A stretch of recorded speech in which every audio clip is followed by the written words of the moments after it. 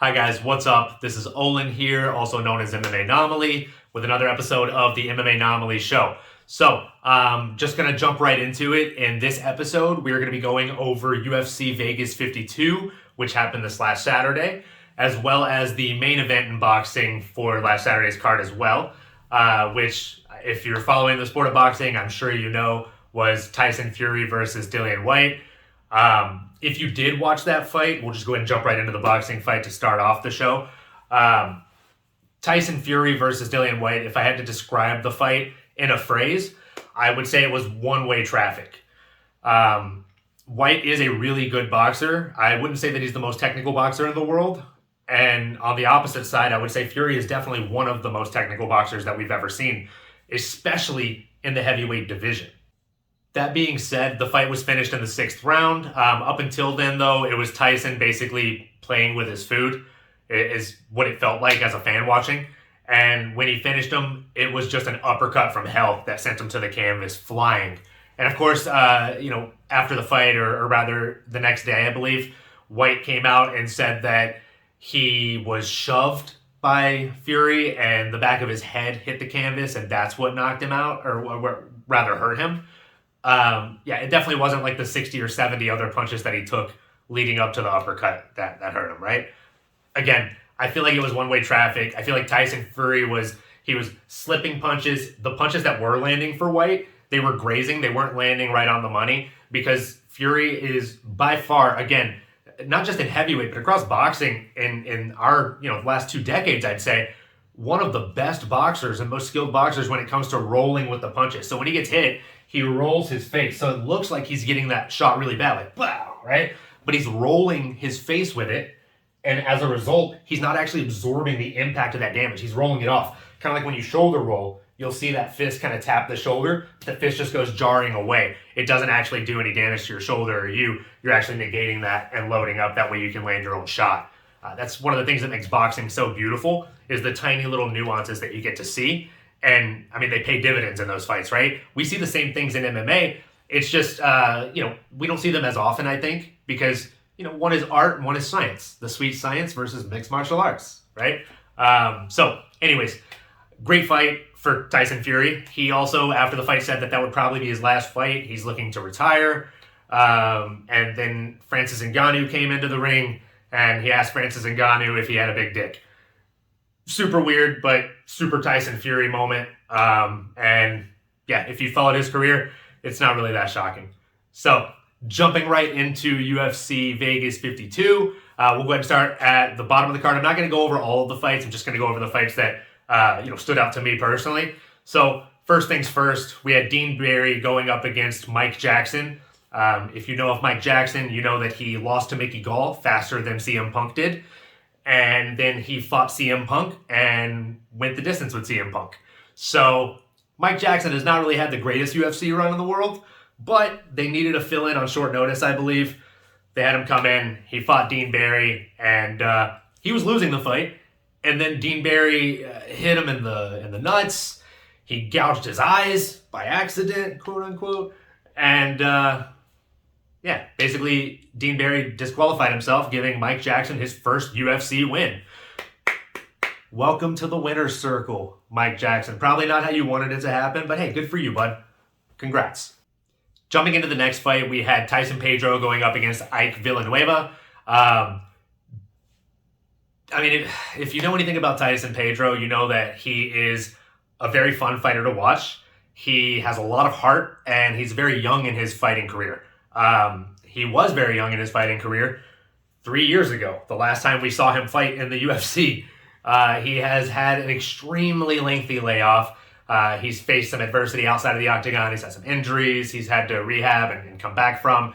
And man, what a comeback. He's back in a big way. The best way that I could describe his fight was proper, right? Like, he was landing everything proper, 1-2s, just snapping them, right? And they were snapping Ike Villanueva's head back. And not only that, but when he was landing those 1-2s, he'd followed up 1-2 leg kick, 1-2 leg kick, right? And differing the leg kicks from different sides. And Ike Villanueva had no answer for it. He is a very game opponent as well. Another guy that when you watch, you're going to see a ton of heart and possibly a knockout on either end, right? And this one was no different. He was eating a lot of damage. He ended up eating a shot to the leg there close to the end of the first round, and it literally dropped him down to one knee. I get it. Been there. That sucks. And when somebody hits you that hard with a really good leg kick, or rather an accumulation of leg kicks to the same spot, if you've ever been dead-legged, imagine that tenfold, because that's about what it feels like, if I had to describe it. You literally can't lift yourself. You can't plant on that leg. And he tried to push himself up against the cage. Nothing happened. Like he couldn't do anything with that leg. Tyson Pedro ran up on him and just pop, peppered him up a couple times. Ref had to stop it. I thought it was a very good stoppage. And super happy to see Tyson Pedro back in the octagon. And I look forward to seeing what's next for him. In the next fight, we had Marc-Andre Barriault going up against Jordan, the Beverly Hills Ninja Wright. I'm a big fan of Jordan Wright's, but I do think that he has a couple of issues. Not necessarily his fighting. Like, his fighting isn't the biggest issue. It's his matchmaking, right? He should stay at one weight. He shouldn't take these catch weight fights. He shouldn't take these fights that are a weight class higher than he should be in. He should just have clean and proper camps, knowing who he's fighting at the right weight class, and actually getting a game plan set up that doesn't necessarily play to the weaknesses of his opponent, but more so plays to the strengths of himself. Because he has a really great striking background, and I think that if he leaned more on that instead of trying to embrace the wrestling, like, the only reason that he got taken out is because he tried so hard to engage in wrestling with his opponent, and his opponent ended up submitting him. If I would have actually loved to see this fight, even though it wasn't really at his weight class, playing out on the feet. I would love to see how that fight would have played out if they would have stayed standing, but it didn't go Jordan Wright's way, and Marc-Andre Barriault put on a great performance, so good for him. Again, would love to see Jordan Wright stick to the right weight class and get just a solid camp that focuses on really embracing his striking and what he's good at, while working some wrestling negating into his, or wrestling defense into his repertoire, right? Kind of like a Chuck Liddell, right? Like, he doesn't have the knockout power of Chuck Liddell by any means. Not trying to make that comparison. And the styles of their striking are totally different. But, or maybe a Stephen Wonderboy Thompson would be a better comparison to make. That karate style, while being able to really avoid being taken down, right? So, would love to see that happen, and look forward to both guys' futures. This next fight was one that I was probably the most excited about. Groovy Lando Vannata coming in against Charles Air Jourdain, and I mean, the fight delivered, right? Back and forth. Probably the only time I've ever seen somebody both get choked out and get their pants taken off in the middle of the cage. Definitely go back and check that out. I'll try and throw a picture up, as long as they don't hit me with like a violation. If I throw a picture up, all the rights are to ESPN Plus. Make sure you get that ESPN Plus subscription and you watch the fights every Saturday, kids. So anyways, Charles Air Jourdain versus Lando Vannata. Great fight. Not the longest fight you'll see, so easy watch. And definitely a good back and forth. Charles wanted to show that he has submission skills. He showed that he has submission skills, and it was a beautiful one-arm guillotine, I believe. And yeah, man, I don't know what's next for Lando. I don't know if he should stay at 145 or really go back up to lightweight. I think a better camp at lightweight, or rather a longer camp at lightweight, might serve him well. I don't think he looks the best when he's cutting all the extra weight to make it down to 145. I know it's only an extra 10 pounds, but 155 to 145, that's a big 10-pound difference. So, especially in fighting. So yeah, would love to see what's next for Lando. I think a lightweight fight would be the best move for him. And Charles Jourdain, I can't even express how excited I am about this guy's career. Between the Spartan kick and knocking somebody off their feet in the last second of his last fight, and choking a guy out and taking his shorts off at the same time. Like, this dude is just very entertaining, to say the very least. Up next, we had Maycee Barber going up against Montana De La Rosa. I really thought Montana was going to win this. I thought that she was going to come in and prove her maturity and be able to just kind of edge out a decision victory over Maycee Barber. It actually proved to be the opposite.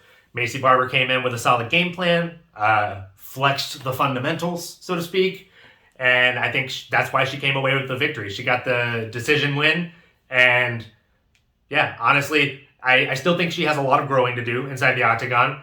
I'm not all aboard the hype train like some people have been or were before she got derailed. And I think that she does have a lot of potential because she's very young and she's already so good.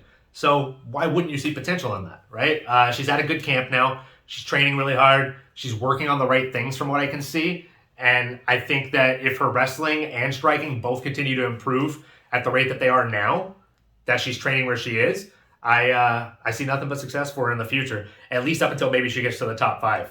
Because the top 5 of her division is pretty stacked against her, I would say. But we'll see. We'll see if I'm wrong. If you're a Macy Barber fan, definitely let me know in the comments below.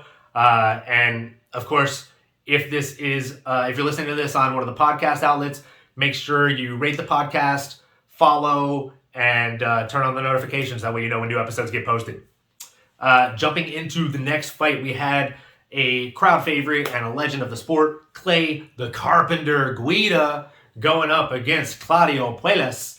And man, I thought Clay Guida was going to show his maturity and his veteranship and really pull off the win. He initiated takedowns. He initiated wrestling and grappling, and it proved to be bad. Claudio ended up just getting the choke. He didn't get the choke.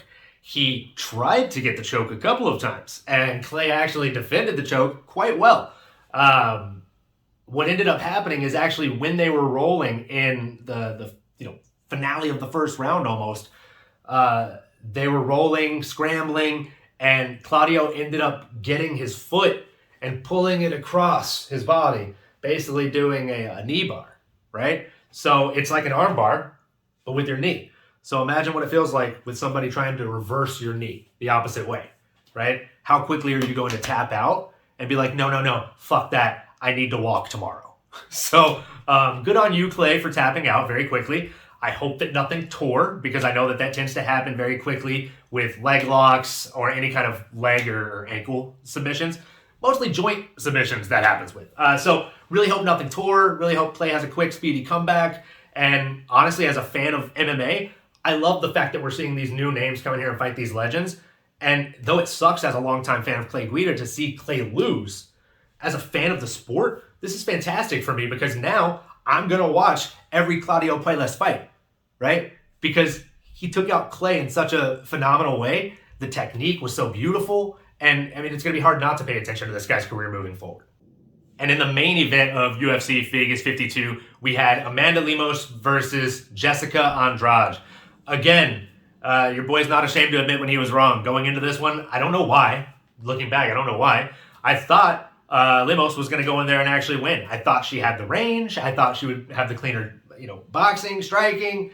And even though Jessica is a bulldog, she's a little pit bull, right? She jumps in there and gets in the pocket and slams, and she throws crazy strong hooks. I didn't think that she'd be able to engage and get into the pocket as quickly as she was. And more so, I did not think that we would see the first ever standing arm triangle.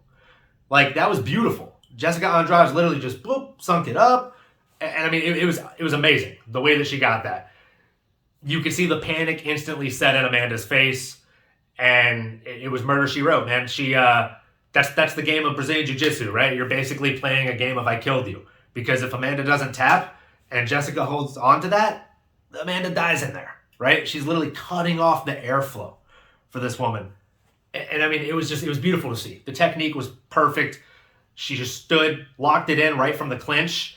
And again, as soon as she clinched it in, or locked it in, you saw panic set in Amanda's face. Amanda tried to defend, but I mean, there was no getting out of there. Jessica is just so strong, especially for the division. And I really look forward to seeing what's next for her. I think it might almost be time for her to get another title shot, which, I mean, it might seem too soon, but who else do you put her against, right? Or maybe you give her like one more fight and then she's right back into title contention, right? So let me know in the comments below, especially if you're watching on YouTube here. Like, comment, subscribe, hit the bell for notifications, all the YouTube things. And yeah, definitely look out for the next episode. It'll be coming out later this week. It's going to be pertaining to UFC Vegas 53. And I also got a super dope fan question / topic submission. And I actually can't wait to go over that in that video as well. So look out for that one. Do all the YouTube or podcast or internet things that you're supposed to do, please. It really helps with the algorithm, and it just helps me in general with knowing that you guys are enjoying the content. So thanks again. Enjoy the fights. Love you all. and can't wait to see you next time. Later.